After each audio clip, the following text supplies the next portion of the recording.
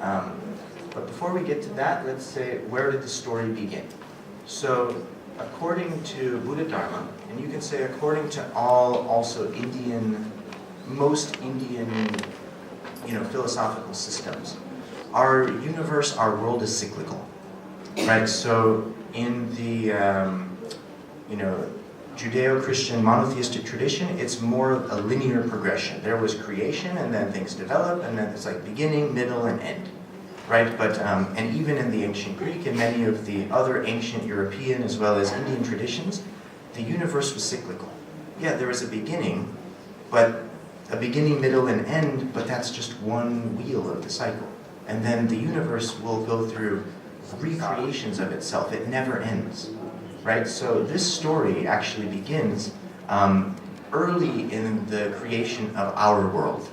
And this is actually mostly, I'm paraphrasing from Desai Sangye Gyatso, the regent of the 5th Dalai Lama, who wrote his Mirror of Beryl, the history of Tibetan medicine. So in that, he starts, where did Tibetan medicine or Sowa Rigpa begin? It begins with this. It begins with like the mythological, original transmission of this knowledge from, before we were even human into the human dimension. So it's quite a fascinating thing. So in that, the world is going in these massive cycles. And it says that there was in the early age, that we didn't really have physical bodies. We had these luminous bodies, right? We were non-physical beings. We flew through the skies, we didn't know old age and death, and there were no planets, sun, moon, and stars, right? So basically, it was before time as we know it, right? It was before the measurement and the division of time. And there was no realms of the devas and the asuras, of forces of light and forces of darkness. It was undifferentiated. But then the time degenerated, right? So through this natural unfoldment of the universe, these beings then got, there were these latent seeds of karma that started to sprout. And they started to become more and more physical. It's said that they desired some kind of physical substance. They say it's like honey or like dirt or some sweet substance that was like kind of curdling on the ground, right? And they ate this, and then by eating this, they became more and more kind of physical. And it's said, of course, that many of you guys have heard that this first being named Manu, when he ate this, he had indigestion. He had Mashupa, which we'll learn about with Nepalachi. And then, so that was the first disease, right? So of course, right, disease comes from ignorance. Ignorance comes from losing our connection to pure, clear light, luminosity. So in that, he had the first disease, and then Brahma remembered that, I think medicine Buddha taught me about hot water is a good remedy. So he gave hot water as the first remedy for the first disease. So that was in this time, right? And so then gradually beings became physical. And then the solar day, the sun and moon came, right? And that was like a time where our universe and us as embodied beings started to kind of exist in a different kind of level. Right? So it was at that time that then we have the story of the churning of the ocean. So there are actually, this is a very common image. It's a common theme that you find in, you can say, South Asian art, South and East Asian art. This is from actually the medical tankas, right? So in one of the medical tankas, it's talking about this story, right? And so that's also fascinating because in various aspects of the Sowa Rigpa tradition, you can find mythological references. Sometimes it's to substances, sometimes it's to locations, and sometimes it's to diseases, right? So many diseases have these kind of symbolic mythological significances to them. And there's various different accounts, and the story's quite a little bit different in all of them. You can say in Indian, the primary one is in Mahabharata, if any of you guys are familiar, the main epic, kind of like the Iliad and Odyssey of India. And then in Tibetan, we have in Mirror of Beryl, this Desai Sangye Gyatso's history, as well as in the Four Tantras and some other places too. So basically the story is that in this time, there's various reasons of why they did it. We won't get into that. There was this kind of cosmic ocean. Indian sources say it was an ocean of milk. And the Tibetan source, I didn't see it mention the milk part, but anyway, for whatever reason, because there were various reasons in the different stories, you had the Devas and the Asuras, the forces of light and forces of darkness, churning this ocean with Mandara mountain. And the goal of that was to produce this nectar of immortality. So, they take the giant serpent Vasuki, the Asuras take the head side, the Devas take the tail side, and they start using it like they're churning butter or milk to make, or yogurt or milk to make butter, right? And the idea is it's, churning this ocean and then producing various substances from it. As you guys can see, there are also many levels of allegorical, symbolic meaning to this story. Okay, and so here's an Indian image from the 19th century. Same story.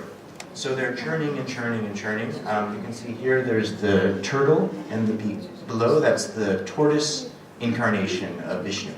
So he holds this mountain up in the ocean so that this churning can happen, right? And they keep churning and churning, and then some things come out, right? We have the goddess of alcohol, various other things. Which I think we don't have so much time to go into. One thing that's quite interesting is Hayagriva, or this Ucheshravas. This kind of king of horses comes, and so that's an interesting thing. Also, there's other stories that relate to this horse, which is quite fascinating. Even the Indian story of the birth of Garuda is connected to this, which is quite interesting. And then, so all these lovely things. Then comes this poison. Then the moon, then the divine doctor, and then the nectar itself. So, you don't have to list or write all this stuff down, but you can see there's various different products came out of this churn. So here's what the third Tantra says. I hope I translated this okay. In the ancient times, the Devas and Asuras wanted this Amrita, and they churned the ocean. And then out came this terrifying being with yellow hair and eyes blazing fire, and a very terrifying form. And Brahma said, "Hum!" And this illusion was dispelled. And then from that also came various kinds of animal and plant poisons, right? So that's this is actually in the poison chapter of the Four Tantras. So that's a Westerner, maybe. Yeah, probably. White hair. Yeah, exactly. Hair, so Westerner. For sure, yeah. And so here's the medical tanka depicting this kind of demonic embodiment of poison, right? Which is called halahala or kalakuta. Or Trump. Or Donald Trump, yeah, as you like.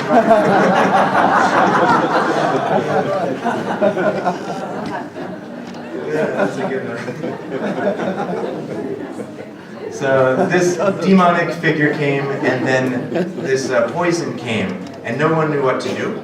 So then the story is that Shiva, the Lachen Wangchuk, the destroyer of the universe, he was able, because he is the Hindu deity that's very much connected with this alchemical transformation, how to transmute poison into nectar, right? So he is the one that was able to take that poison, drink it, and transmute it, so that then this Amrita, this nectar, can come. So he drank it, and it turned his throat blue, right? So that's the story. Okay, here's some images from the medical tanka of the different things coming out of the ocean. There's the sun there, and this magical elephant. What else? We have the wish-fulfilling tree and this incredible horse and so on. Here's Brahma. You can see that hum syllable, like dispelling this demon. And it says actually in Dese Sanghya thing, he remembered where the Buddha taught him with the mantra hum. So of course, this is the Tibetan version. The Brahma remembered the hum mantra because the Buddha taught in the previous universe. And then he said hum and then dispelled this illusion. Right, and so after that demon was destroyed, then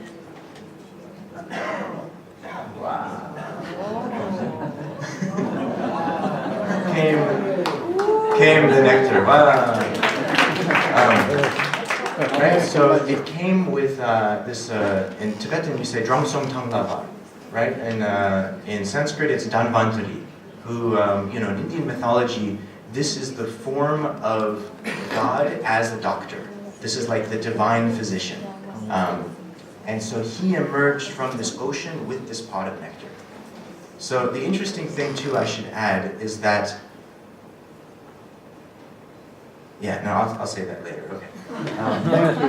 All right, so then the nectar came. Then all of a sudden you have the devas and the asuras, they all want it, right? But actually this whole story came as a way for the devas to kind of get their, because they're the forces of light, they should rule the world, right?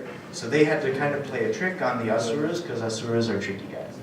So Vishnu took the form of a beautiful woman, and she's called Mohini, and she's holding this vase of nectar. And she's like, all right, asuras, you ready to drink your nectar? And they're like, yes, yes, give us our nectar. And they, were very attracted to her and very believed her. And then